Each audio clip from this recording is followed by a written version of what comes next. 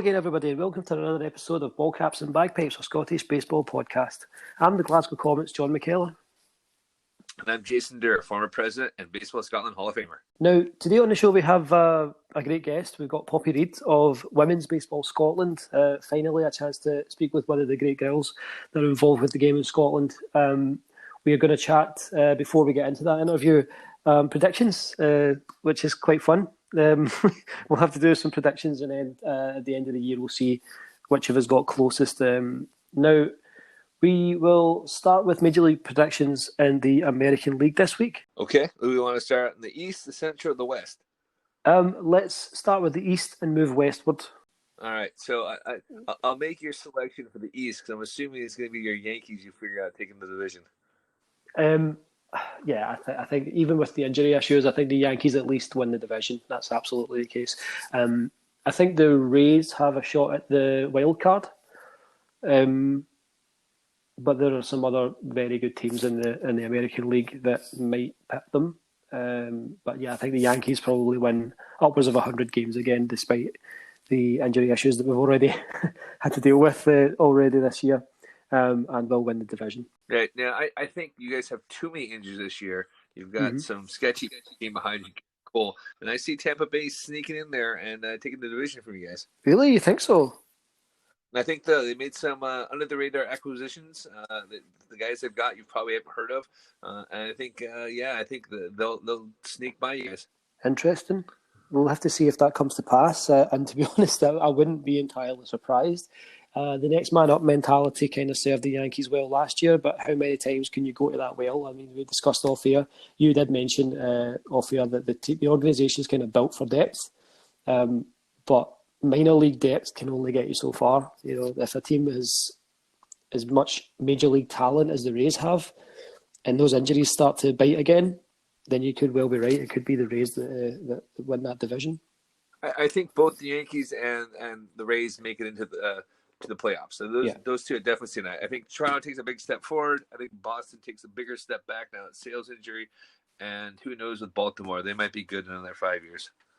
I mean, I think the Orioles are close to becoming something. You know, they've got a couple of really good players. They've got Trey Mancini, for instance. He's a tremendous player. I personally can see the Orioles finishing fourth in the division. I think the Red Sox will finish dead last in the AL East this year. They've lost Betts. Who knows what the hell's going on with Cora and the suspension and all of that. Who knows if given what's happened before, it's unlikely there will be ramifications for the team themselves, but who knows. But yeah, I think that all the distractions plus the departure of Cora, the departure of Mookie Betts, and also David Price, his departure isn't to be ignored either. I think the Red Sox this is a lost season for them, as you indicated last week off air. Yeah, the Orioles are still way, way behind. Like they've got some prospects, but they've missed a lot of people. So I still see them winning about 67 games if they're lucky. So you still have the Orioles rooted to the bottom of the East then? I do. And no much, my man Adley Rutschman can help him when he eventually gets called up and becomes the catcher of the future. I still think they're way down the bottom. Okay, so just to recap then, you've got Rays, Yankees, Blue Jays, Red Sox, Orioles, am I right? I think so. That's who I'm picking. Yeah, I'm going Yankees, Rays, Blue Jays, Orioles, Red Sox. I think the Orioles are going to surprise you this year, and I think the Red Sox are going to be I think the Red Sox are going to be bad this year. I think it's going to hark back to 2012 when they finished last with Bobby Valentine in charge. Yeah, we'll see. It should be a good one. Yeah. Okay, let's hit the AL Central. Well, I think you have to go with Twins repeating there. They've added even more talent this year. The Indians have lost talent, but I still think they come in second. The White Sox are loaded with talent, and maybe this year they can put it together. And then a coin flip on the Tigers and Royals. Like, who knows? If those guys win 40 games, they should call that a winning season for them. Yeah, I mean, I think you're right with the Twins. I think the Twins will repeat. I think the White Sox are going to finish second in the division. I think the White Sox have a shot at the wild card. I think Possibly, like I yeah, said, there's a lot of young. They brought in some veterans. They got talent when the rookies coming up, like Luis Robert. mm. If they put it all together, then yeah, sure. I think they need to add another veteran or two just to kind of put them over the edge. But I think 2021's their season. And again, I'm going to give a plug to their second baseman, the future Nick Magro, who is my Oregon State fan as well. Nice, man, nice. Representing your home state, guy. That's great. Like I said, like Oregon State wasn't that great when I was at uni there, Yeah. and of course they've won 2 national championships. So yeah, any chance I have a chance to plug them, I do. Nice one. So then, what would your entire AL Central division standings look like then? You're going Twins, Indians, White Sox. We'll go Tigers, and maybe Casey Mize helps them win a few games, and then Royals. Interesting. Okay. So yeah, I think Twins, White Sox, Indians, Royals, Tigers. I think the Tigers are going to be rooted to the bottom this year. I think the Royals are the Royals. They always have been and probably always will be. They have like a phenomenal season once every kind of generation, and then just go back to being the Royals. More series trophies than you guys have in the last 10 years. That's I mean that's also true. But that's right below the belt, right? Well, quite deserved. And if I'm a Royals fan, I would be screaming about that. God knows us Yankee fans like to shout about the 27, so it's only fair. I think the Royals will finish above the Tigers. I think the Tigers are on a downward trajectory and fast. So I think that's going to be the AL Central standings. Yeah, we're pretty much the same on theirs. Yeah, you have White Sox just slightly ahead, but yeah, I think one more veteran puts them on top. But I think it's 2021. They'll be the one to watch out for. Now to the AL West, your division. Oh man, I think the Astros still take the division. I think there's enough talent there, despite the fact that people are booing them and banging trash cans and bringing as much trash talk as they can. I see the Angels being the number 2 team. I think they signed a third baseman, Anthony Rendon. I think that helps them a lot. They've got a full season of Ohtani. They've got a Joe Adell they're going to call up, who's a slugger. And, of course, the best man in baseball, Mike Trout. So yeah. I see them in second place. And then I see Oakland coming in third, and then Texas, and then some other team from Seattle. Yeah, I mean, I think your Mariners are only 2 to 3 years away from being, able to compete again after a long time. However, whether they'll stay that way for 2 to 3 years is always the question, isn't it? Like you guys, you seem to build players, and then before you get a chance to really enjoy the fruits of your labour, they're off to elsewhere. So we'll have to wait and see if this core will stay together. You've got some great players like Vogelbach. You've got Seager. Yeah, and Seager's finally learned to hit the ball the opposite field, apparently, so that should help him out a little bit. Yeah, and the new Japanese pitcher that you guys have signed as well, he looks like quite a prospect. Yeah, like I said, it'll be interesting. I'm sure there'll be about 50 trades by about mid-season, and we won't recognize the roster by the time August rolls around. Yeah. Now, I have the Angels over the Astros. I think the Astros are going to be affected by the fallout from the scandal. I think that the Angels, with the addition of Rendon and a healthy Ohtani, are going to be a vastly superior team this year. Okay, so I'm going to hold you right there. I think a pissed. All right, so name one starting pitcher for the Angels. I mean, fair. Okay, fair. You have a point. They don't have the sturdiest starting rotation. However, neither do the Astros anymore. They have lost Justin Verlander for the time being. It could be long term. And they don't have all that much beyond Cole and Verlander, who obviously Gerrit Cole's now a Yankee. Verlander, who knows how long he's out. Will he be back even? Who knows? They don't have the depth that they once did in the rotation. And their bullpen has never been, has never really set the head of the light either. Will they be able to overcome the fallout from this scandal? I don't personally think they will. And I think a pissed off Mike Trout is going to do everything that he possibly can in this, and he has considerable talent. So I think that he's going to have something to say about the final results in the AL West. I have the Angels over the Astros. I have the Astros in second place, probably a wild card team, which is why I think the Rays are kind of... It's between the Rays and the White Sox for me for the second wild card spot. I think with the additions the White Sox have made, I think that they are ready to take that now. But yeah, I have the Astros finishing second in the AL West. And then the rest of the field would be identical to you. It would be A's, Rangers, and your Mariners.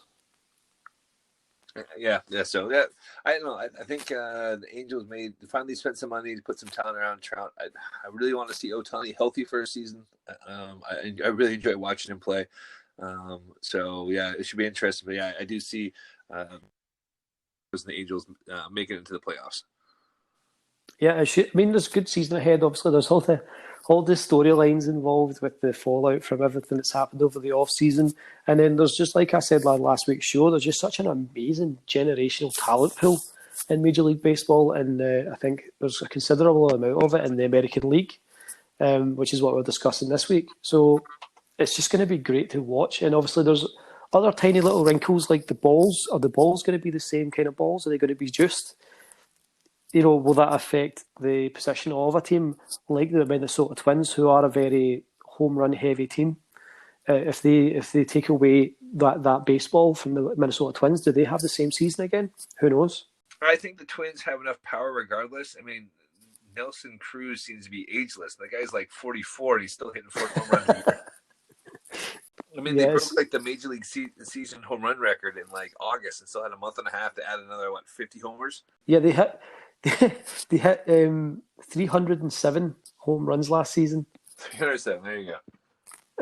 Which is just insane, considering the record the season before had been set at 267. So bizarre. They beat it by 40. So those are our picks for the American League for this season, the 2020 season. We'll have to revisit this episode come October, Jason, and see who got closest. Next week, let's do the National League. What do you say? All right. So are we going to bet on this as he gets closer? What's the bet? Indeed, yeah. We'll have to give that some thought, and we'll decide on that by next week's episode, and we'll see what comes of that. We will move on to our interview just shortly, but first let's touch on the breaking and developing story about coronavirus. Now, it's looking increasingly likely that the Major League Baseball season will be affected by the coronavirus. You were telling me off air before we got started about an issue with the Mariners potentially ended up in Phoenix this season. Yeah, so from what I understand is they are limiting crowds to less than 250 people, so which of course will affect T-Mobile Stadium. And they're currently working with MLB officials to not play in front of an empty stadium, but possibly elsewhere. I know their spring training complex down in Phoenix is being talked about. Heck, you know what? They might as well send them to Montreal and then play over there for a while and let Montreal have a team for a month or two. Now, as a Mariners fan, how do you feel about that, Jason? Are you bothered by it, or as a Mariner fan who is obviously based in Scotland, is it just something that's water off the duck's back to you at this point? Well, it wouldn't be any different to how the team's being played now, anyways. So, it'll be weird for them. I'm sure it'll be absolutely weird to play in an empty stadium. I've done that before. So when I was in high school, we played in the Kingdome, and the Kingdome sat something ridiculous, like 65,000 people. I think we had about 100 people at the game. You could hear everything there. So I can only imagine what those guys would feel like to be playing in front of an empty stadium. It would just be really, really odd for them. Yeah, I mean, these athletes have been put in a very difficult position by this entire thing. And obviously, it's no one's fault. This is a virus that's an outbreak, and these things do happen. But, you know, so one of the bonuses that could happen of it, if it's an empty stadium, that means we can hear everything. So you could hear whatever's coming out from each side of the dugout. So we could have some really interesting conversations going on that we would never know about.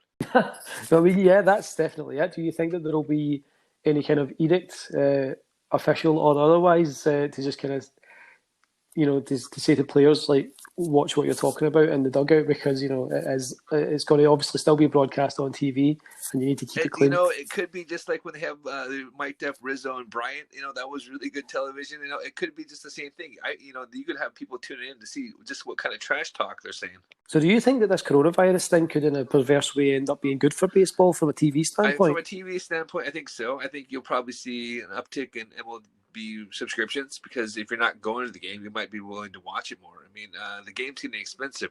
I think like the average game for the cost for a family of 4 is like $250. I mean, it's not cheap.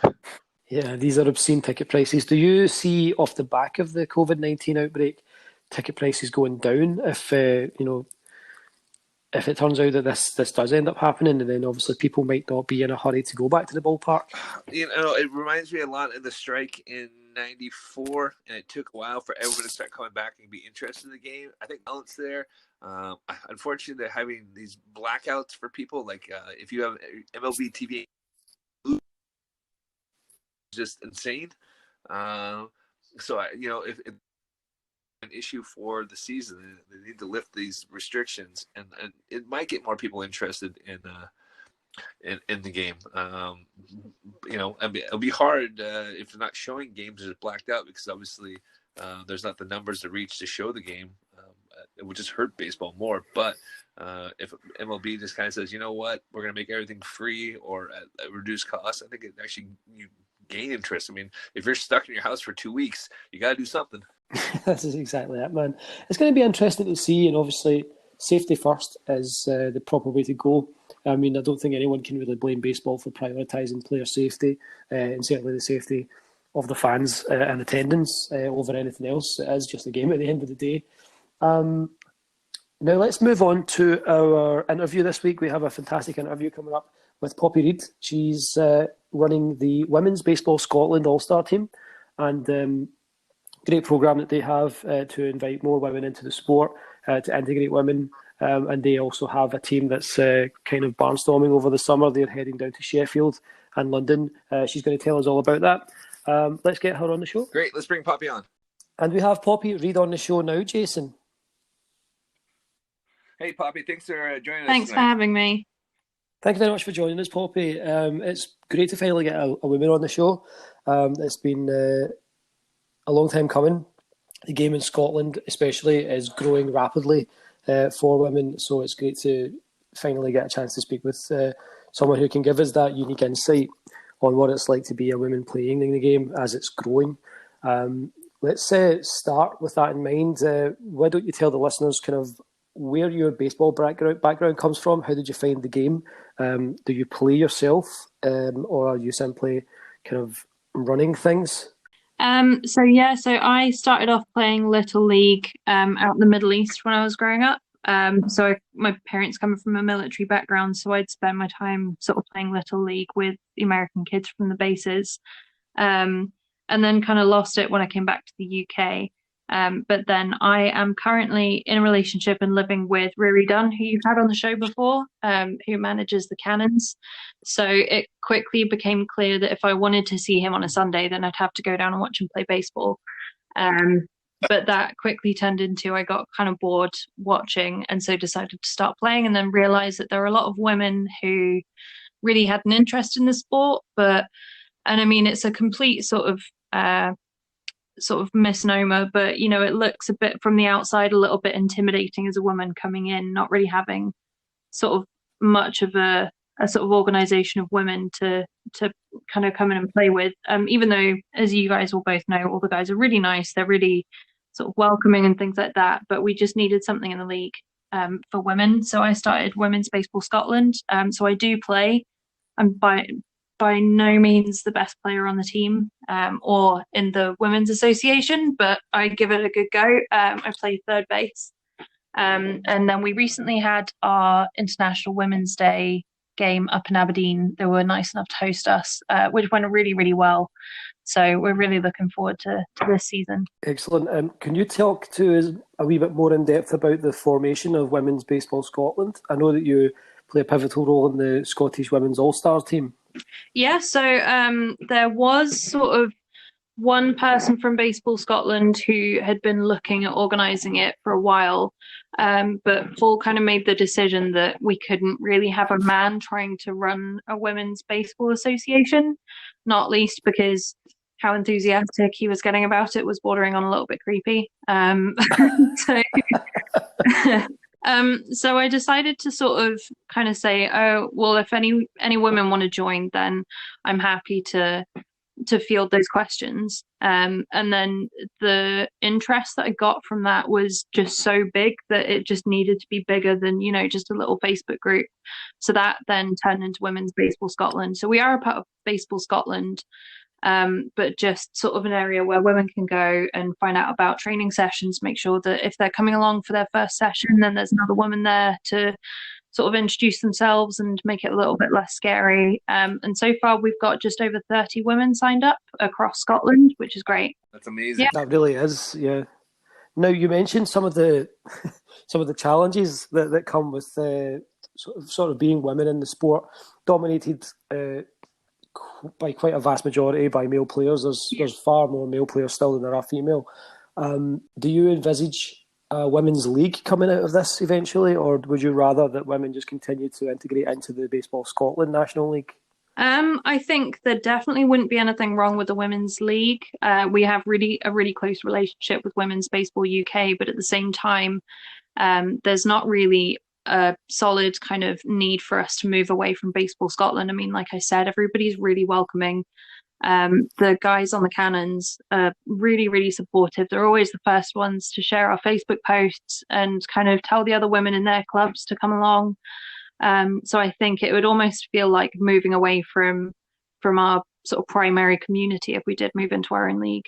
So, Poppy, do you guys have any exhibition games coming up in advance of? I know there's a tournament coming up in London that's coming July. Yeah. Let's start with the tournament. It's the Women in Baseball Week tournament. I believe it starts on the 25th. Am I right in saying that? Yep, it's 25th and 26th of July. But before that, on the 25th of April, there is a reenactment game of the women's All-Star game in the UK. It's the 90th anniversary, so that's going to be hosted by the Sheffield Bruins. So we're not sending a whole team down for that, but we are definitely going to be participating. Excellent. I was kind of aware of the game that was scheduled down in Sheffield. I wasn't aware of the significance, I'll be honest. That's quite excellent. Do you know anything about that? Can you expand on that? I need to look into it a little bit more, but I know that obviously hosted by the Sheffield Bruins, and then they're having so it's going to be the 90 years since the UK's Rio Rita versus Heads Up All-Star Female game. So there's going to be a reenactment game and a clinic, and it's open to all female baseball players over 14. You've just got to sign up to one of the teams. So we'll basically be just sort of assigned to whichever team needs the players. But that's basically to celebrate a game that was played in 1930 by female baseball players in the UK. Amazing. And how are you feeling about the prospect of potentially playing against some of your Women's Baseball Scotland teammates? I think there'll be some healthy competition. I mean, it's like any Baseball Scotland game, there's a bit of sort of rivalry there, but ultimately at the end of the day, we can all go for a beer. So that's what I'm expecting.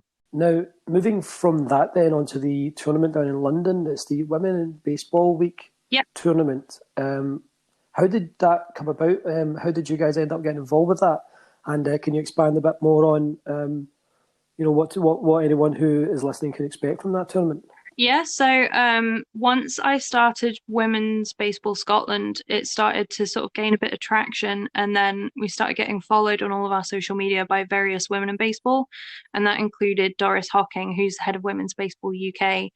And actually, we do have a few contacts within the London Met up in Edinburgh, and they're gonna be the ones hosting the Women in Baseball Week in the UK, and so it's essentially anyone can enter a team. So the applications are still open, but that's going to be the 25th and 26th of July, and that's going to be sort of one day is going to be a series of clinics with professionals. Now nobody's been confirmed, but based on Doris's connections, I wouldn't put it out of the question for someone like an NCAA coach to come along, or maybe somebody who's down for the London series. And then there's going to be one day of championships. That sounds like an excellent experience, and certainly, obviously, we'll be rooting for the Scottish women to go all the way there. Yeah. Now, moving on from the tournament, then, what can we expect from women's baseball in Scotland afterwards? Do you have anything else in the pipeline? Do you have any plans for the near future and beyond? So Women's Baseball UK have always found that there's been a gap in Scotland for women's baseball. So what they want to do is start hosting clinics up in Scotland. So they want to maybe do sort of a touring series of clinics. No sort of solid information about that just yet. But then we've also got kind of things are a little bit up in the air. You know, some of our players are university students, so there's a big question mark around the summer holidays and when they finish university. But I think the important thing is that we're always going to be supporting women in local clubs across Scotland and just making sure that they know that, you know, if they want to come and play a game with the girls, then they can do that. I mean, International Women's Day was a huge laugh for us. Nobody really took it too seriously, and we all kind of made some new friends, which was great. How many people were at the International Women's Day training?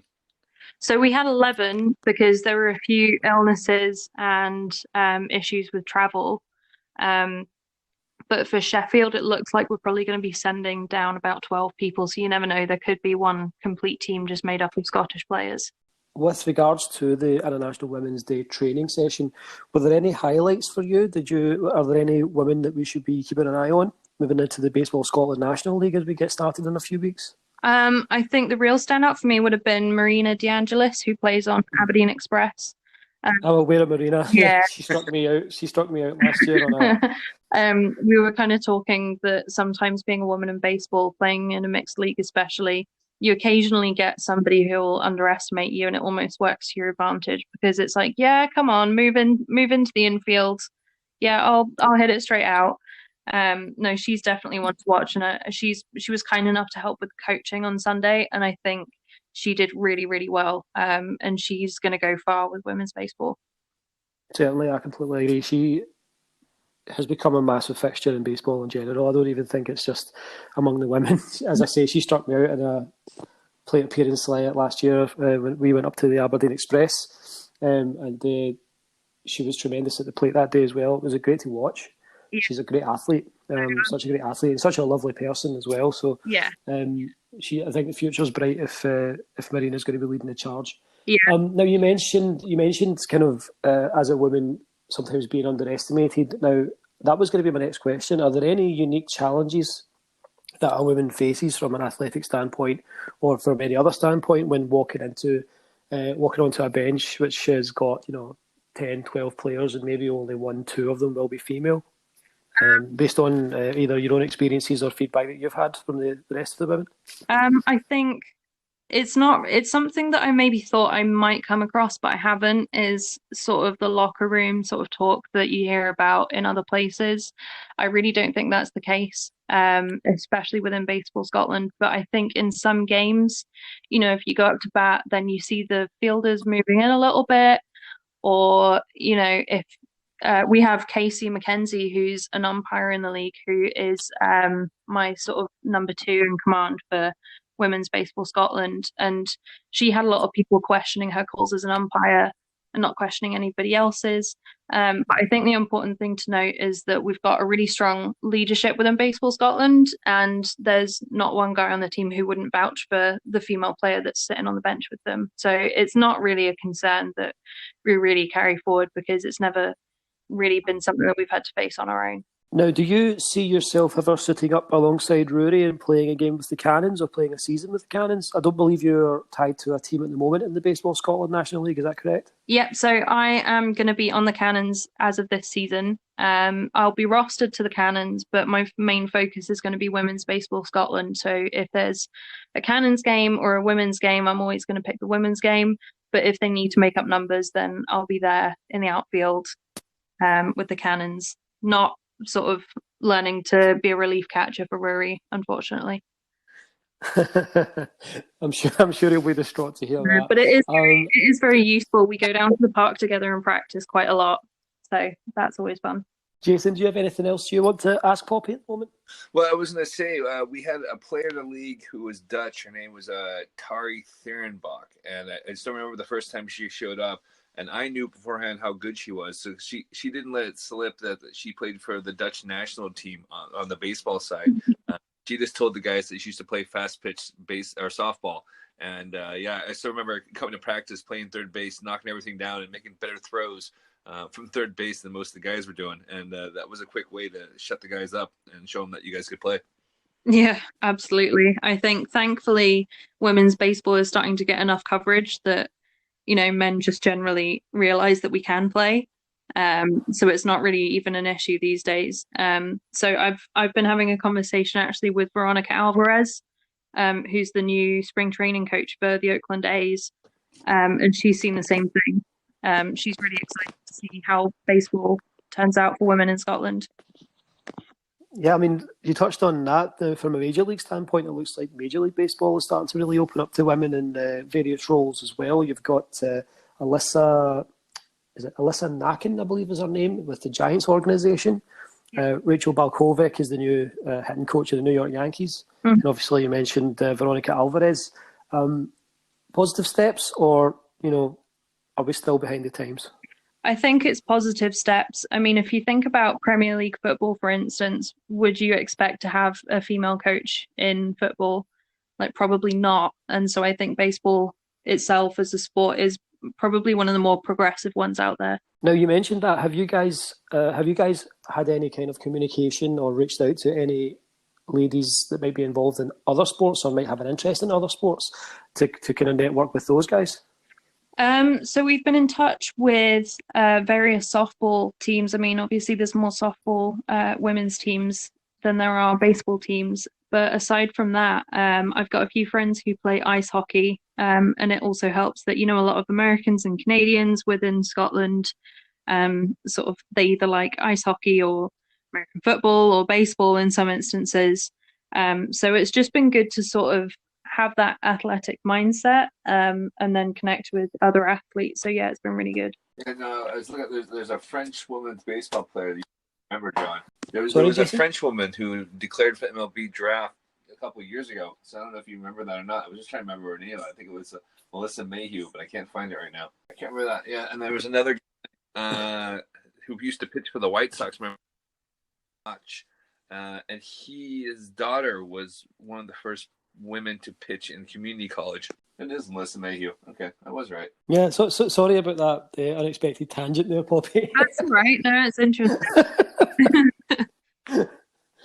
Jason does this. It's because I throw weird knowledge that John's never heard before or vaguely remembers from 4 years ago, and I pick it up. Yeah.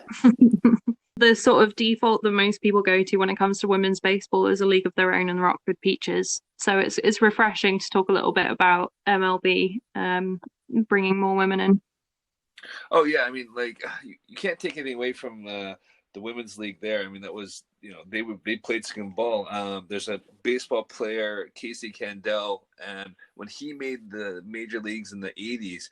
He obviously became the first mother-son combo to ever play professional baseball. Well, that'll be me and my son. I liked it. That's very confident. Well, Rory and I always say if we had kids, then you know that they'd be amazing at baseball. I don't know. I've seen Rory play. So I'm going to assume the genes are coming from your side. Yeah, let's hope so. The other thing was I didn't know this, but I was Googling around the other day, and Bob Hope, the famous comedian, actually owned a few women's baseball teams and ran a league. Oh wow! Wow, I wasn't aware of that. And by the sounds of it, neither was Jason. No, that's I actually haven't heard before. The Colorado Silver Bullets were an all-female professional baseball team owned by Bob Hope. Right, I didn't know he owned it. Yeah, so the Mariners color commentator, she played on that team. Oh gosh, what's her name now? But yeah, no, she became good friends with, I think it was Gaylord Perry was one of the coaches, and he used to call her Spaghetti because she has an Italian last name. But no, she was the American 50s. So there was a touring women's team in the 90s called the Colorado Silver Bullets. and they went on and played. And yeah, I don't have a whole lot of information about it because it's the same time I was at uni, so I was more interested in partying than baseball at the time. He was drunk the whole time, basically, is what he's trying to say. I remember a lot of uni. Oh yeah, he also founded the Sun Sox, a Class A minor league all women's team. Yeah, we're going to need to delve into the history of both those teams, Jason, in a later episode. We'll have to bring Poppy back to discuss that in more depth. Yeah, I can spout fun facts about women's baseball. Sure. Do you have any other fun facts before we wrap up? Oh, not really a fact, just something that we're hoping to do next year for Scottish women's baseball. So this year, Women in Baseball Week hosted a women's clinic with the women's Japanese national team in Paris, which we would have been welcome to go along to had we had a solid team or any funding. So that's kind of the goal for next year for us. Yeah, I feel like that might be an unfair advantage playing on the Cannons if I've been trained by the Japanese national team. That's amazing. The strides that you guys have made in such a short space of time, I think, is very commendable. Obviously, we want to see more of all. We want to see more people engage with the league in general, whether they be male, female, younger, a wee bit older. And it's great to finally see women take their place among the players and hold their own. And there's not a stigma, like you said. Most of the teams are all quite welcoming when ladies take up the sport. It's great that they have you guys as a support network. Like you say, if a girl wants to sign up for a team and doesn't necessarily want to go to their first training session surrounded by a bunch of guys, it's understandable, and it's good that they have that support network of someone can be there and ensure that there will be another female present to ease them into that experience. Certainly, I wish you guys all the best. I wish you, Poppy, with the Cannons, all the best of luck. Hopefully we'll cross paths at some point in the game this year. Yeah, hopefully. You never know, I might strike you out. Well, I do strike out quite often, so it's not exactly unheard of. Jason Dare has struck me out more times than I care to remember. Oh, I've heard horror stories about Jason picking people off and striking them out. Yeah. Fortunately, I was a teammate of Jason's more often than I was actually an adversary. But yeah, I think I told the story on a previous episode of the podcast that my last at bat of back-to-back seasons was striking out on high pitches with runners on base in situations that I could have either tied or won the game. Those were good times. Yeah, no, I think I've just heard horror stories about Jason swiveling 180 to pick people off second. Yeah. Oh yeah, Jason. I mean, a lot's been made of his lack of velocity at times, but he had a rubber arm, and by God, the guy could get you out in a few different ways. That was my job. Yes. Be thankful you never have to deal with one of his curveballs coming in. Oh God, it's like a mini heart attack every time. Jason, do you have anything else you want to ask Poppy before we wrap up? If somebody wants to get in touch, what's the best way to get in touch with you for women's baseball in Scotland? So we've got Women's Baseball Scotland as the Facebook group and Facebook page, and we're womensbaseballscotland@gmail.com. Other than that, we're getting our website up and running pretty soon, and we should have uniforms, training gear, just general clothing to buy online fairly soon. That's coming up, so keep an eye out for that sort of mid-season. That's fantastic. Again, all the best, Poppy. Thank you very much for joining us this evening. I kept you guys waiting a wee bit, so I'm sorry again about that. But all the best for this season. Certainly, I wish you and all the ladies all the very best, both in Sheffield and later in the summer down in London. Do us proud. Great. Thanks very much, guys. So again, that was Poppy Reid of Women's Baseball Scotland. Thank you very much, Poppy, for coming on the show. It was a great chat. Jason, what do you have for us on this day in baseball history this week? Well, this day, which would be Wednesday, what is it, 11th day, 12th? 11th. Dwight Eisenhower, the former president, was supposed to show up to the California Angels' first spring training game ever and decided to skip it and go fishing instead. That's an amazing story. Was there any backlash?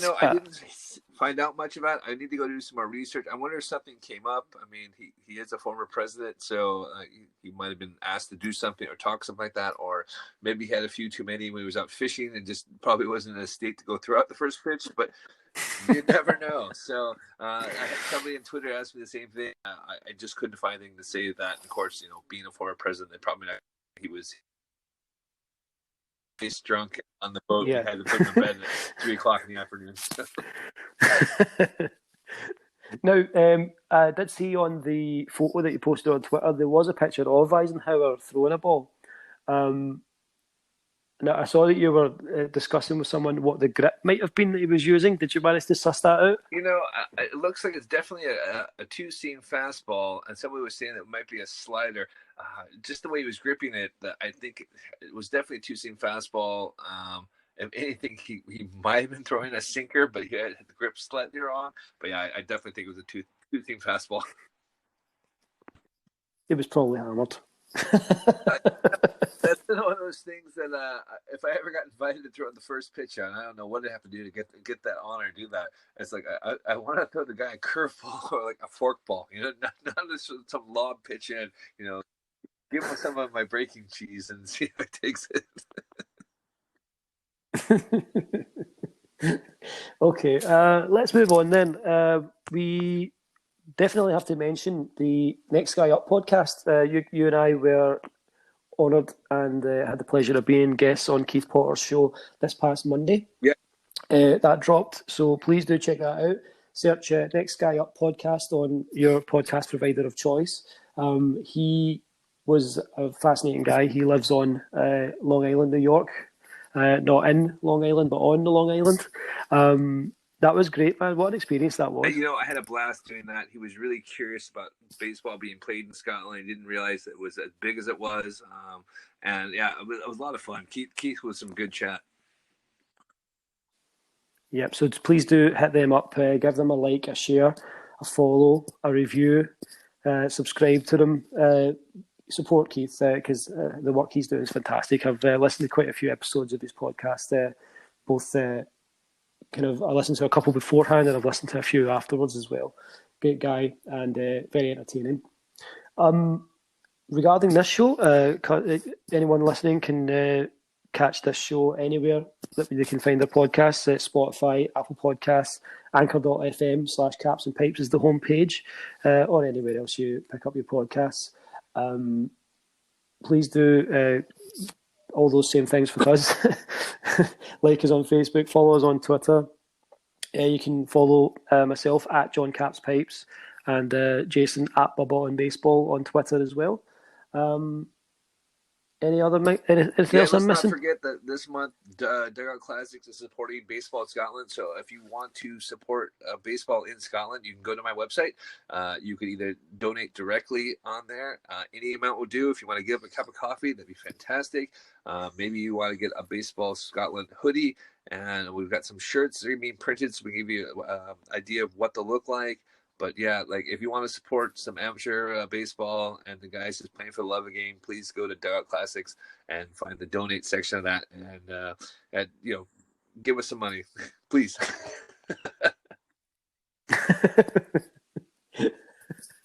Yeah, I would definitely encourage you to check out dugoutclassics.com. Jason has some extraordinary finds on there. There's vintage jerseys, such as there was a National League 2001 All-Star Game jersey, a 1996 and a 2000 World Series batting practice jersey for the Yankees. I picked up a Seattle Mariners hat for a good buddy of mine. I'm awaiting my first order now as well. I picked up a wee Yankee jersey from the site. So do hit up dugoutclassics.com and obviously search for Dugout Classics on your social media platform of choice. I think you're on all three of those, aren't you? Yep. Three main ones. Facebook, Instagram, Twitter. You can find me on all of them. Great stuff. Is there? Oh yes, there is one other thing that we had to mention, and that would be the poll that was born out of last week's debate about the Hall of Fame. It turns out that the people are nuts and want the DH in the Hall of Fame. So I'm going to have to reluctantly yield that one to you, Jason. Well, if you want to debate baseball with us, please do reach out to me and John. Like, we're always up for a good debate. I've been known to open my mouth and stick my foot directly into it. So if we're wrong, no. And I just want to humbly apologise to Michael Jordan as well, because his stats, as you pointed out to me on Twitter earlier today, in minor league baseball were pretty decent for a guy who hadn't played baseball in over 7 years and had just come off of a professional NBA career as well. So what was it? He was 202 with 3 home runs, 51 runs batted in 127 games for the Birmingham Barons back in... like 45 stolen bases. Yeah, he had a ridiculous number of stolen bases as well. Obviously, Michael Jordan was always known for his quickness, so he put his strengths to good use. When I first saw it, I thought to myself, AA, an athlete of Jordan's caliber, it's not great stats. But then you kind of made the point, and then I started to realise how foolish I had been. It takes a lot to be a professional ball player, even at that level. You need to be doing it every day, and he was playing against guys who had been doing it every day while he was becoming a legend in the NBA. So, humble apologies to Mr. Jordan in case you haven't been listening. There's a great documentary on ESPN called Jordan Rides the Bus, and it's about his year playing minor league baseball. So if you can find it, I definitely recommend watching it. It's absolutely fascinating. Awesome. I'll have to check that out. I've heard of it. I've heard of Jordan Rides the Bus, but I haven't seen it. I'll need to try and check that out and drop my thoughts on that on Twitter. Is there anything else we haven't covered? No, I think we covered everything. Hope everyone stays well. Hope nobody is getting sick. And we hope to hear from you guys next week. Awesome. Drop us a line. Let us know what you think of the podcast. And we'll be back next week with hopefully another great show. All right, guys. We'll see you next week.